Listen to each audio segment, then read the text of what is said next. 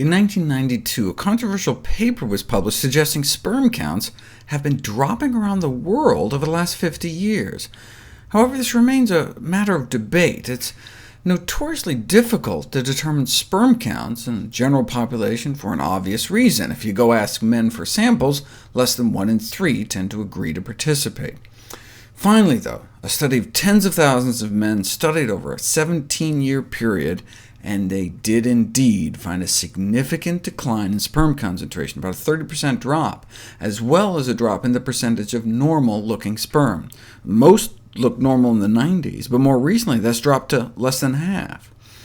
This may constitute a serious public health warning. Semen quality may actually be related to life expectancy.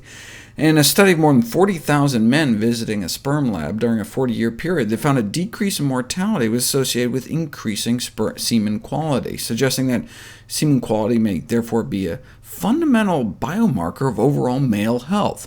So declining sperm counts could be like a canary in the coal mine for us and future generations.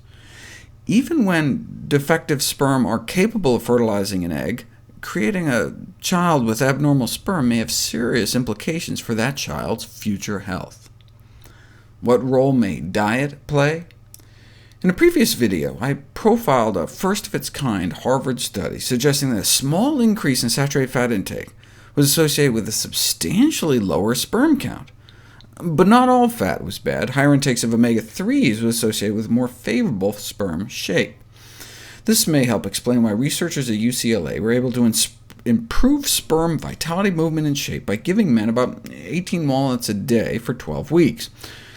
Though walnuts as a whole food have more than just omega-3s, but lots of other important micronutrients.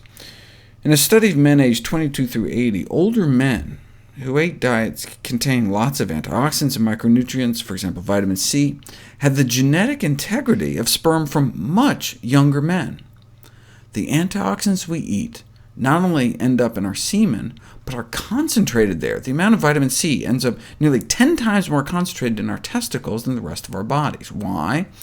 Because sperm are highly susceptible to damage induced by free radicals, and accumulating evidence suggests that this oxidative stress plays an important role in male infertility. So we should eat lots of antioxidants, which is to say, eat lots of fruits and vegetables.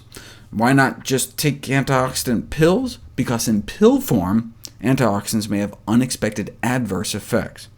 So more fruits and vegetables, and perhaps less meat and dairy, which is where most saturated fat is found. But the Harvard data were considered preliminary. They studied fewer than 100 men, but it was the best we had until now. The higher the saturated fat intake, the lower the sperm count, up to a 65% reduction in total sperm count. These findings are of potential great public interest because changes in diet over the past decades may be part of the explanation for the recently reported high frequency of subnormal human sperm counts. In any case, the current findings suggest that adapting dietary intake towards eating less saturated fat may be beneficial for both general and reproductive health.